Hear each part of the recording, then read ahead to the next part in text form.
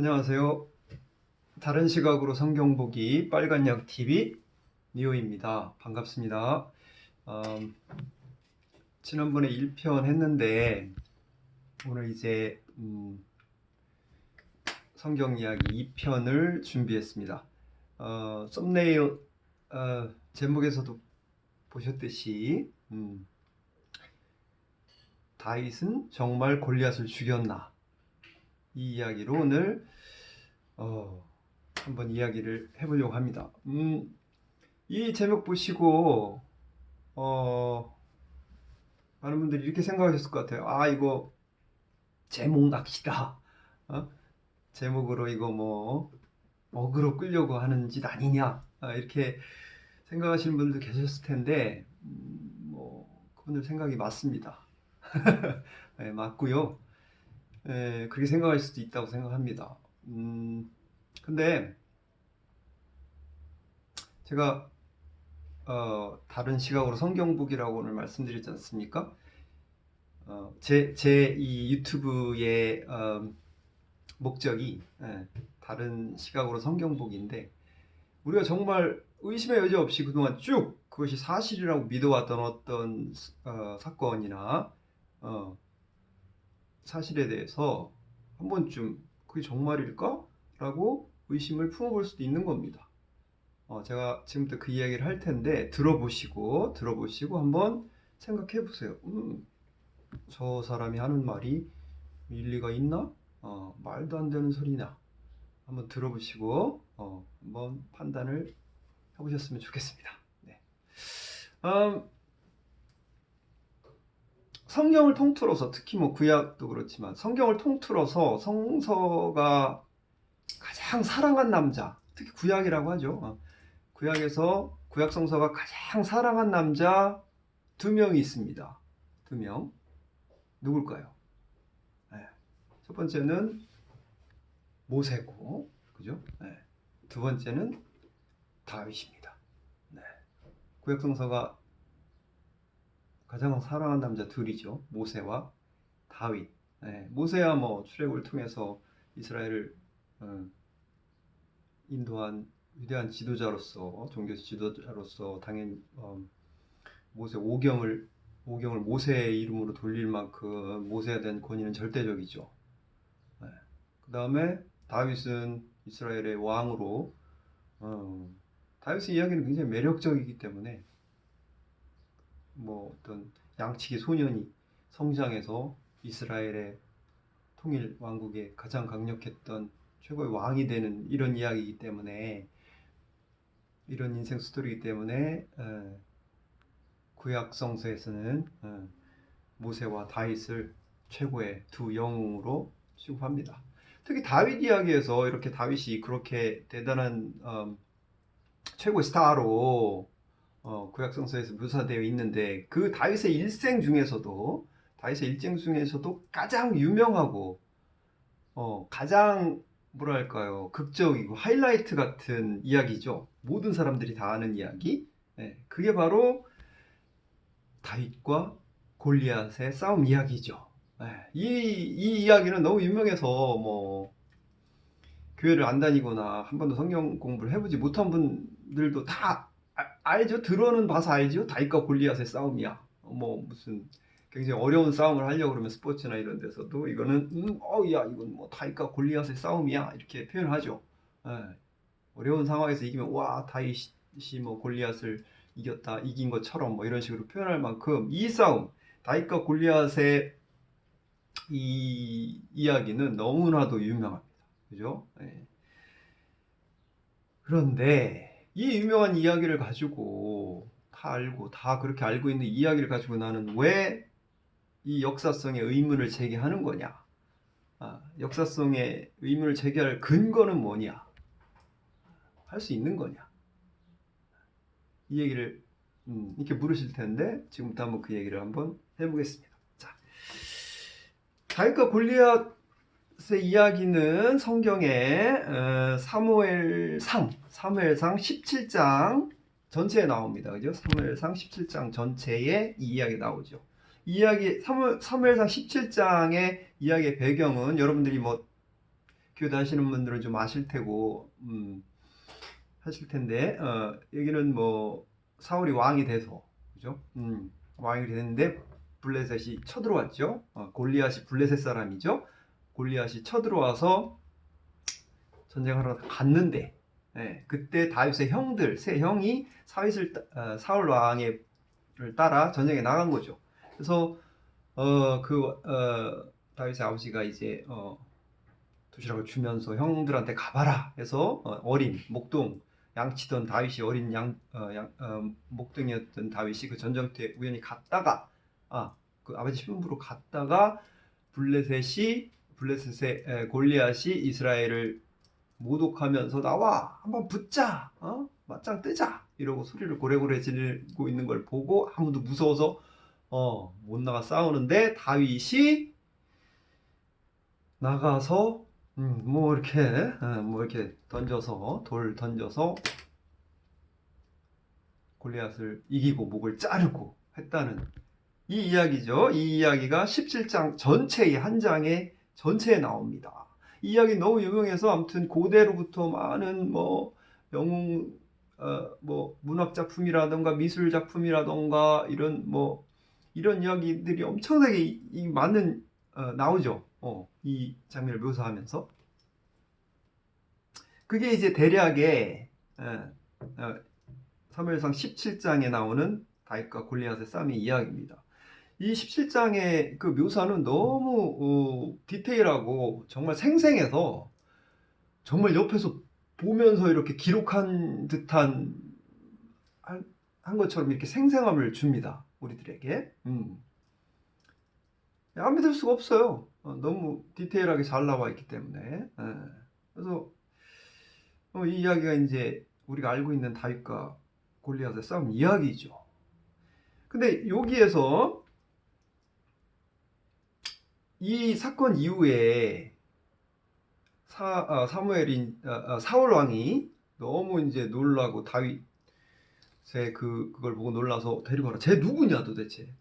아무도 몰랐어요. 근데 뭐 아브넬 군대장관 아무도 그 어린 홍안의 그 소년을 몰랐죠. 사람들이. 사울이 그때 처음 보고. 그래서 그때 사울과 다윗이 처음 만나는 계기가 이 다윗과 골리앗 싸움 이후라고 사무엘상 17장에서는 말하고 있습니다. 그런데 지금부터 그러면 뭐가 문제냐? 지금부터 한번 이야기를 해보도록 하겠습니다. 자, 17장 1절부터 그 다윗과 골리앗 이야기가 시작되는데 그런데 그 바로 전에 사무엘상 16장 14절부터는 아주 이상한 구절이 나와요. 이상한 이야기가 나와요. 17장과는 도저히 양립할 수 없는 진술이 나옵니다. 16장부터. 그게 뭐냐면 16장 14절부터 이런 얘기가 나옵니다. 사울에게서는 주의 영이 떠났고 그 대신에 주께서 보내신 악의 영이 사울을 괴롭혔다. 그래서 막 사울이 괴로움을 당할 때 젊은 신하 가운데 한 사람이 사울에게 말합니다. 저기 베들레헴에 이세 아들 다윗이라는 애가 있는데 걔가 아주 뭐 생긴 것도 잘생기고 용사고 뭐 용감한 군인이고 또 음악을 굉장히 잘하고 이래서 얘를 데려다가 임금님 곁에 두고 이렇게 임금님 스트레스 받고 막 이렇게 악령이 지배할 때 이렇게 음악 연주하고 하면 도움이 될 겁니다. 그래서 사울이 그래 그럼 데려와 해서 다윗을 데려와서 다윗이 어릴 때부터 음악을 연주하게 하고 자기 옆에서 그 다음에 사울의 창을 캐리하는 그런 사울의 창을 이렇게 옆에서 시중드는 그런 부관 같은 비서 같은 이런 임무를 옛날부터 시켰다고 그렇게 진술이 나옵니다. 16장 14절부터. 그러니까 사울과 다윗이 처음 만난 건 16장 14절에 보면 아주 처음부터예요. 다윗이 아주 어렸을 때부터. 그러니까 골리앗과의 싸움 이유가 아니라 그 전부터, 어려서부터. 그러니까 양립 불가능한 진술이 16장과 17절에서 나오는 거죠. 그죠? 네. 16장에 의하면 다윗과 사울은 그런 이유로 그 수금을 타고 옆에 시중들은 그런 부관 같은 걸로 처음 만난 게 나오고 16장에서는. 근데 떡하니 갑자기 17장부터는 블레셋의 골리앗을 죽이고 난 이후에 처음 만난 것처럼 나옵니다. 이건 양립 불가능하죠. 그죠? 16장 14절부터의 진술이 맞다 그러면 17장의 다윗과 골리앗의 싸움은 말이 안 돼요. 골리앗과 싸움이, 이 17장의 골리앗과의 싸움이 맞는 진술이라 그러면 16장의 진술은 성립할 수가 없습니다. 어떻게 첫 만남을 두 번 해요? 그죠? 첫 만남은 딱 일생에 한 번인 거죠. 이것이 우리의 두 번째 첫 만남이 할 수는 없잖아요. 그죠? 이상하죠? 진술이 이상합니다. 일단 여기서부터 한번 뭐지? 이렇게 우리가 생각해 볼 수 있어요. 양립 불가능한 진술이 나온다. 16장과 17장 뭐 멀지도 않아요. 바로 그냥 그 다음 장에 버젓이 이렇게 나온단 말이죠. 자, 이거 하나 일단 한번 생각해 보시고 그 다음에 이렇게 17장에서 이렇게 멋진 대단한 진술이 나오는데 그런데 의아한 진술이 또 하나가 나옵니다. 그게 뭐냐면 사무엘하 21장 15절부터 이상한 진술이 나와요. 이게 뭐냐면 21장 15절부터 블레셋의 거인들을 죽인 다윗의 용장들의 업적 같은 거 기록이 나옵니다. 거기에 보면 뭐 어떤 거인족의 자손인 아스비노 뭐 이런 사람들이 나와서 뭐 스루야의 아들 아비새가 물리쳤다 이렇게 나오고 짧게 나와요. 이런 거기에 보면 19절에 이런 구절이 나옵니다. 또 곱에서 블레셋 사람과 전쟁이 일어났다. 그때에는 베들레헴 사람인 아레오르김의 아들 엘하난의 가드 사람 그때에는 베들레헴 사람인 야레오르김의 아들 엘하난이 가드 사람 골리앗을 죽였는데 골리앗의 창자루는 배틀 앞다리 같이 굵었다. 이런 진술이 나옵니다. 골리앗을 누가 죽였대요? 사무엘하 21장 19절에 베들레헴 사람인 야레오르김의 아들 엘하난이 골리앗을 죽였다는 진술이 나옵니다. 21장 사무엘하 21장 19절에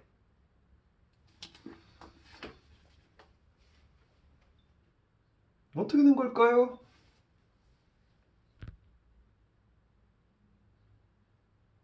자, 여러분 어떻게 생각하십니까? 뭐의 진술이 맞는 걸까요? 사무엘하 21장의 진술이 맞는 걸까요? 사무엘상 17장의 그 영화 같은 그 자세한 기록이 맞는 걸까요? 자, 당황스럽죠, 그죠? 당황스럽습니다. 야, 이거 뭐야, 이거? 이 문제를 어떻게 해야 돼, 이거? 그런데,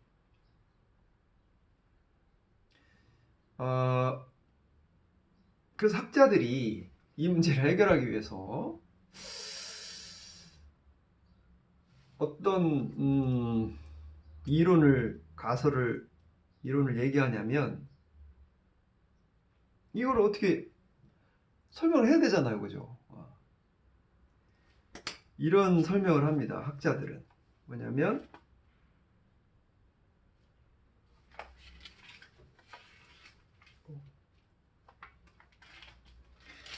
여기에서 이걸 설명하기 위해서 어떤 이야기를 하냐면 이게 좀 어려운 얘기인데 조금 어려울 수도 있는데, 자, 엘하난이 사실은 다윈 맞다. 어? 귀가 솔깃해지시나요? 네. 엘하난이 사실은 다윗이 맞다는 거예요. 학자들의 주장은. 일부 학자들이 이 모순을 해결하기 위한 가설로 내세운 설명이 이런 겁니다.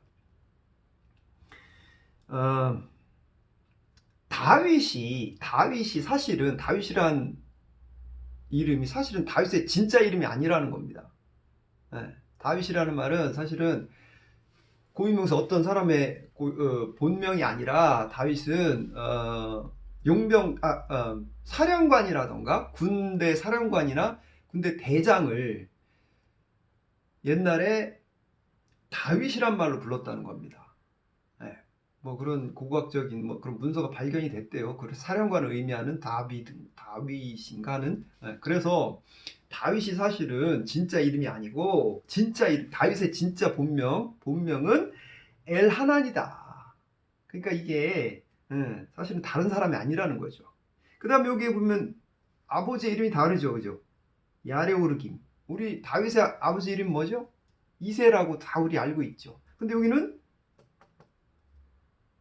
엘하난의 아버지는 야레오르김이다. 이 아버지의 이름도 다른데, 고대에는 뭐 난 누구의 아들 누구다라고 이야기하면서 그 아버지의 이름을 얘기하는 건 그게 방식이죠, 소개할 때. 근데 아버지의 이름이 다른데요. 거기에 대해서는 야레오르김은 2세의 오기다. 오기. 그러니까 2세를 쓰다가 이 스페인어를 조금 잘못 써서 비슷하거든요, 히브리어로 쓰면. 야레오르김이 2세의 오기다. 이렇게 이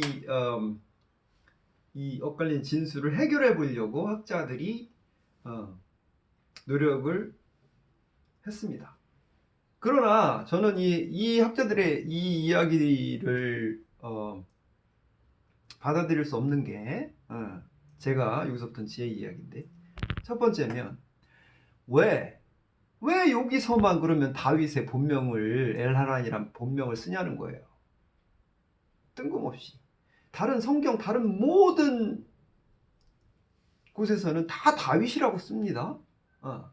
그런데 왜 하필 이 부분에서만 왜 쓸데없이 본명을 쓰냐는 거죠. 엘하난이라는. 그 다음에 더군다나 성경의 기록에 오기라고, 2세의 아버지 이름도 이렇게 여기서만 왜 오기를 하냐는 거죠. 이렇게. 두 번째는, 그렇게 주장하려면, 이것이 엘하난과 다윗이 동일 인물이라고 주장을 한다 그러면 성경 자체의 진술을 뒤집어야 돼요. 뭐냐면 이 진술이, 사무엘하의 엘하난의 진술이 사무엘하 21장에 나온단 말이죠. 다윗의 부하들의 업적을 기록하는 그 부분에 이게 들어가 있단 말이에요.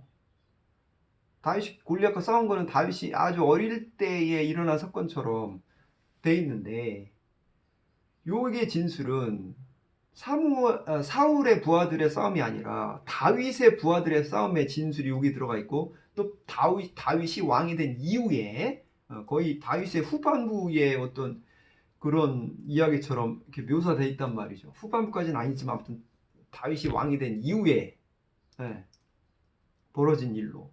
그러니까 사무엘하 성경 자체에 진술하고 있는 그 방식을 학자들의 이야기라고 하면 탄핵해야 돼. 뒤집어야 되는 거죠. 성경 자체의 이야기를. 그러니까 문제가 되는 거죠. 그 다음에 근데 이 문제를 오늘 우리들만 안 건 아니에요. 알았던 건 아니에요. 이 문제를 해결하기 위해서 출발한 또 다른 성경 저자가 있습니다. 그게 누구냐면 역대기 기자입니다. 역대기에도 이 진술이 나옵니다. 근데 조금 달라요. 자, 역대기 상 20장 4절 5절. 자, 역대기상 20장 4절에서 5절까지 나오는데, 역대기에서는 다윗을 가장 이상적인 왕으로 롤 모델로 삼고 싶었기 때문에 다윗의 안 좋았던 이야기들 많이 있잖아요. 그죠? 이런 것들을 싹 뺍니다. 그리고 아주 이상적인 왕으로서만 묘사하는 게 역대기죠. 거기에도 보면 이런 구절이 나옵니다. 20장 5절에 또 블레셋 사람과 전쟁이 벌어졌다. 야일의 아들 엘하나니 가드 사람 골리앗의 아우 라으미를 죽였는데 라으미의 창자로는 배틀 앞다리 같이 굵었다. 여기에서는 역대기 기자도 사무엘서의 저 진술이, 양립할 수 없는 저 진술이 문제가 있다고 생각한 거예요. 그래서 그것을 설명해 보려고 한 거죠.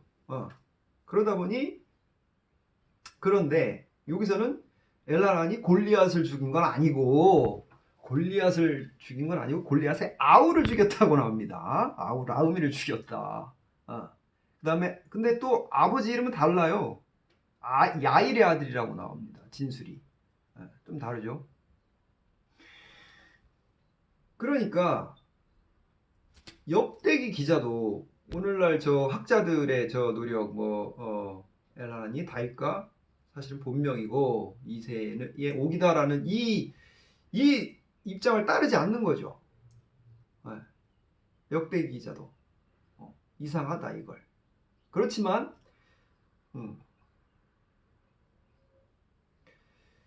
또 근데 역대기 기자가 그렇다고 골리앗을 누가 죽였다는 진술은 또 안 합니다. 다윗과 골리앗 이야기는 그 대단했던 드라마틱한 그 장면은 역대기에 없어요. 그렇다고 다윗이 골리앗을 죽였다라고도 하지 않습니다. 다만 골리앗의 아우를 엘하나니 죽였다, 이렇게 그거를 좀 설명해 보려고 노력을 한 거죠, 역대기 기자가. 자, 지금 제가 뭐 다른 이야기를 하는 거 아니고 성경에 나온 진술들만을 가지고 과연 골리앗이 다윗이 골리앗을 죽였나에 대해서 오늘 한번 이것들을 보면 과연 그럴까? 이런 생각을 할 수밖에 없는 거죠.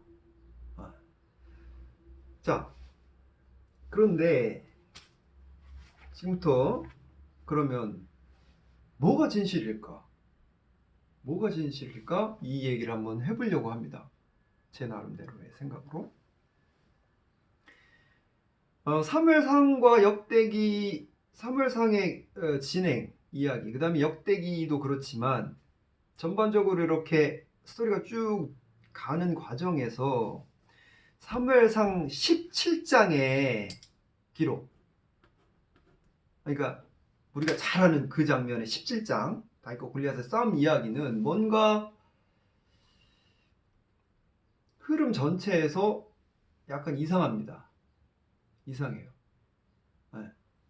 뭐냐면, 자, 일단 아까 얘기했듯이 16장과 17장의 양립 불가능한 그 첫 만남의 문제가 16장이 진실일지 17장이 진실이냐, 무엇이 더 진실이냐고 생각을 해보면 저는 16장이 더 진실에 가까운 서술이라고 생각을 합니다.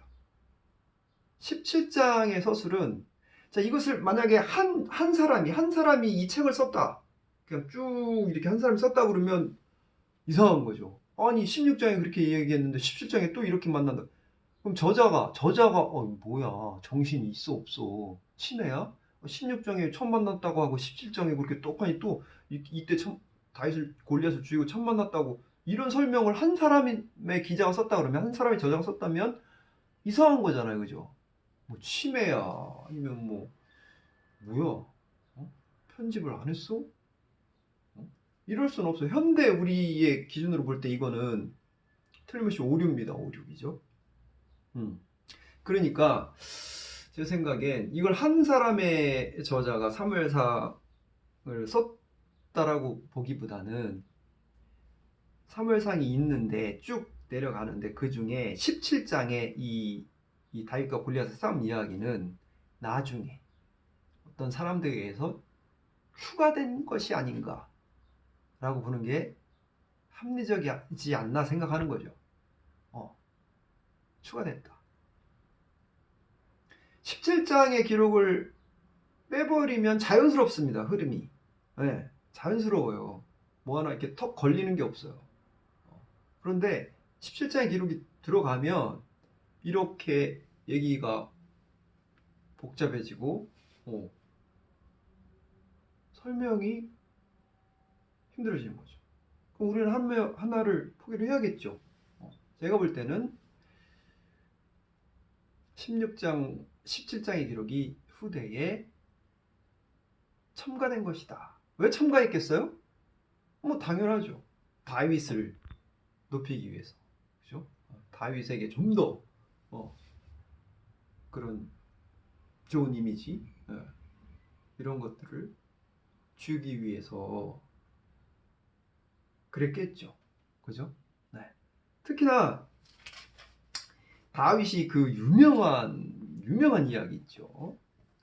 골리앗과 싸우기 전에 아마 이거 굉장한 그 신앙 고백이에요. 이 아마 정말 유명한 신앙 고백이 이거 있죠.